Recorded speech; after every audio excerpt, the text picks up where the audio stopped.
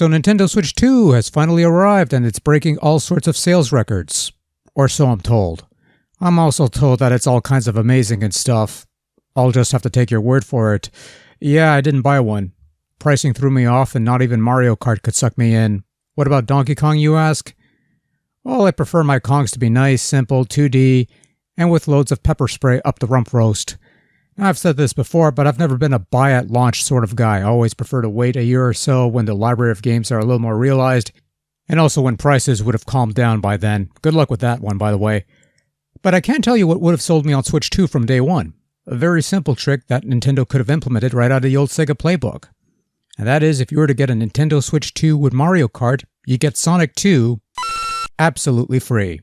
Now, I don't know about stubborn stains or julienne fries or space-age polymer plastics, which sounds about as genuine Saskatchewan sealskin bindings. And my pet didn't particularly love Sonic 2, but I can tell you one thing. You can indeed play it too. And also, I need a new pet because this one has very poor taste.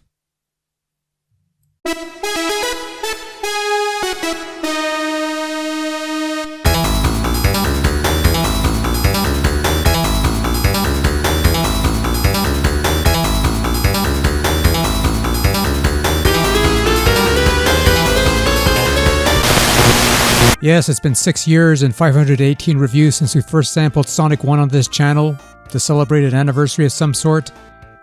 I think it was some rugby player's birthday or something like that, I don't know, I don't remember. But yes, we're finally getting around to Sonic 2. Given the glacial pacing that we're going through these early Sonic games, I'd imagine we'll eventually get around to Sonic 3 by the year 2042, give or take a decade. Oh wait, there's still Sonic CD. I think we probably should look at that one.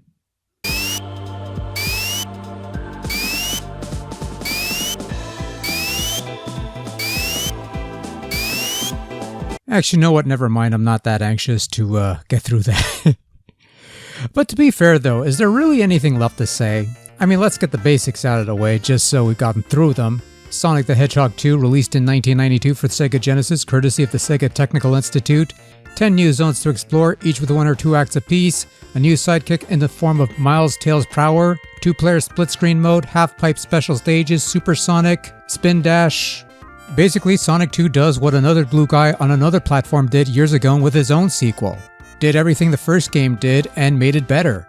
Hell, you could say this is where Sonic got good.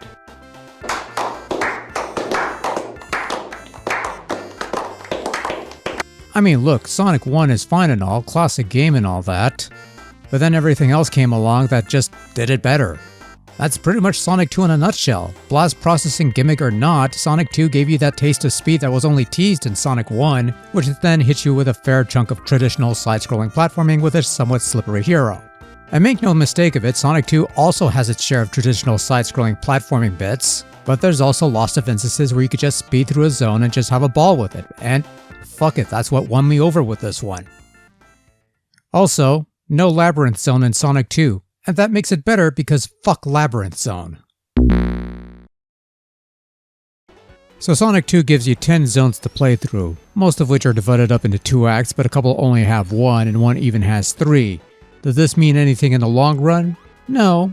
You just run through an act until you reach the end and hit a goalpost. If you score over 10,000 points in the final tally, you'll earn a continue, which is nice. You light up a checkpoint with 50 rings or more, you'll get a star portal that'll take you to the half-pipe special stages, where you're tasked with collecting X number of rings while avoiding bombs. Get the required rings, you nab a Chaos Emerald. Fail to nab the rings, you get nothing. Collect all 7 Chaos Emeralds and 50 rings later, you become supersonic whether you want to or not. A nigh invulnerable state that's super fast and sometimes hard to control, which could result in... So not only does Sonic 2 give you a spiffy new form if you collect all the emeralds, which gives them tangible purpose aside from a minor tweak in the ending, but it also introduces the spin dash to your repertoire of stunts. No more running back and forth over long stretches to build up speed to break through a wall. Just mash the buttons while ducking to rev up and let go for a quick burst of speed. This is useful for whenever you need to roll up a hill or smash through a wall or whatever the case may be and need to do it faster without building momentum, but it is also one of the most satisfying, easily amusable things to execute as you're basically piano keying those buttons to rev up that spin dash. It is a thing of absolute beauty, and I enjoy using it even if I don't need to use it. It just puts a smile on my face. Meanwhile, that thing that they put in Sonic CD, yeah, that's not a spin dash. That's called a spin flop. It sucks. But yeah, Sonic CD is a great game. I'm apparently legally obligated to say that, even though I don't really think that it is. Ooh, controversy for another time. In about 5 years or so, but I digress. Sonic 2 also gives us Tails for the first time, in any context other than the movie. 8-bit Sonic 2 introduces the character proper as a damsel in distress no less, but 16-bit Sonic 2 makes the character playable for the first time.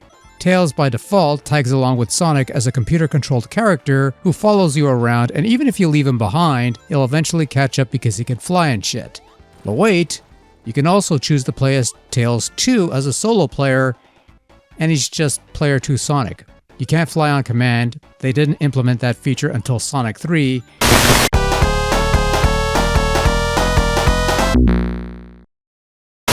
And even when you nab all 7 Chaos Emeralds from the special stages, you don't get a super form like Sonic does. What? This game's 3 decades old. How many Sonic games have they made since then? It's not like some big secret waiting to be discovered or anything. Come on. Like I said, Sonic is where Sonic got good. The level design actually works a little better than in the first game. It's more about giving the player more opportunities to zip through the environments than futz around in labyrinths and shit. Sure, you still have your slow bits. Chemical Plant has those block things, Casino Night has gambling problems, and Sky Chase forces you to stick with Tails' inadequate skill as a pilot on his less than stellar biplane. I'm just speaking the truth here, kids. And if you're so inclined, there's the special stages for them emeralds, which are at least more fun to play than the spinny stages of the first game. But if you just want to zip through stuff, you have the means and ways to do so. And even when the game does throw some semblance of traditional platforming your way, it doesn't feel like it's trying to slow you down, but rather it encourages you to be as fast as possible. And you have a bit of an instant speed booster for when you really need it.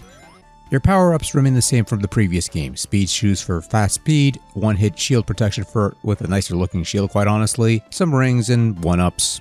Control remains pretty slick, almost too slick at times as Sonic still remains a bit of a slippery character with all the momentum and inertia and stuff.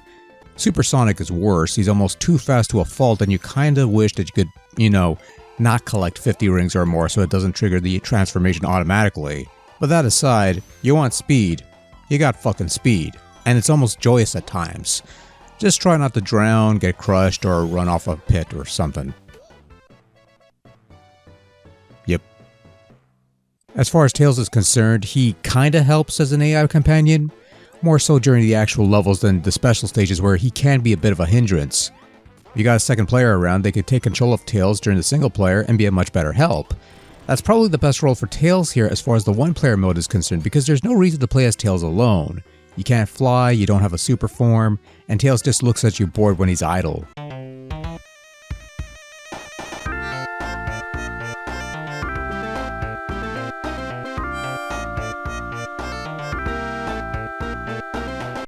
Well, he's being honest at least.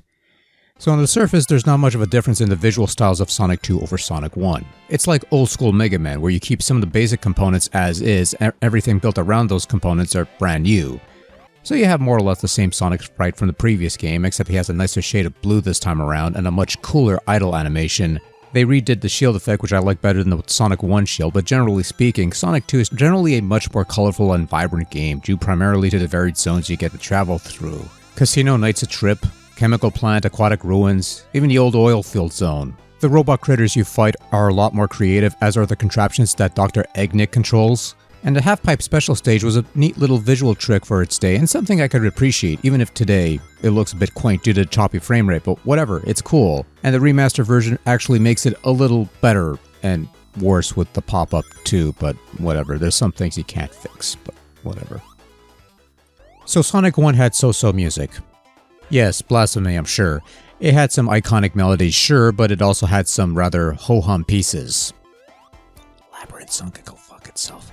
Sonic 2, on the other hand, has Chemical Plant Zone, and nothing else matters.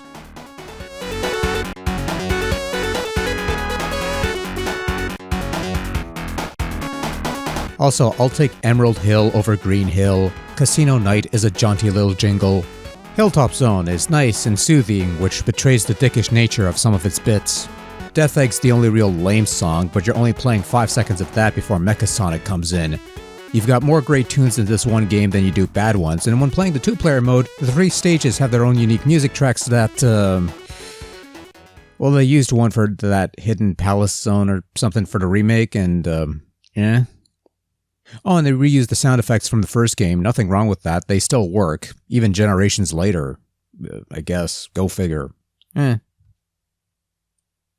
if I were to sum up everything that's been said up to this point, it basically boils down to everything that Sonic the First did, Sonic the Second did better. The levels are more varied and fun to venture through, the visuals are more vibrant and imaginative, the soundtrack is much more flavorful, the boss fights are similarly more fun, the special stages are pretty good, the spin dash is a blessing, and the 2-player options are a nice bonus. Sonic 1 has its moments, it laid the groundwork, it's a fine game, but Sonic 2 feels more refined, more complete, more accessible, I guess.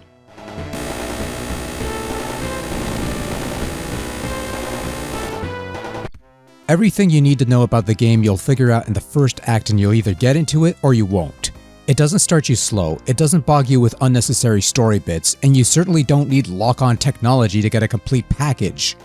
Sonic 2 simply nails it from the word go, and that makes it a perfect jumping on point for anyone who has never experienced this era of Sonic titles on the Mega Drive. It is quite simply a perfectly balanced and very satisfying little side-scrolling thing, and nothing else in this franchise comes close to even touching it.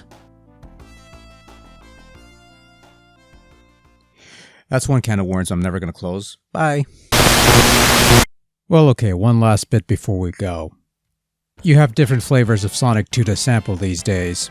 Obviously, there's the Genesis original, either in its vintage cart format or as re-released on various compilations over the years, as well as various devices such as the Sega Genesis mini console that was released a few years back, which is what we used for most of this video at least. It's also included on the Nintendo Switch Online Nintendo Classics Mega Drive service, which is also used here somewhat. There's the Sega Ages release from a few years back, which added a few things including a Sonic Mania style drop dash ability. And of course, there's the Sonic Origins release, which features the remastered versions of Sonic's 1, 2, 3, CD, and Knuckles, which is probably the version Sega wants you to play these days, but you've got plenty of options if you know where to look.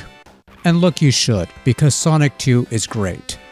It's the pinnacle of animal mascot entertainment software, the height of Blue Blur excitement. It played it loud. And stuff. Okay, I'm done for real. Bye.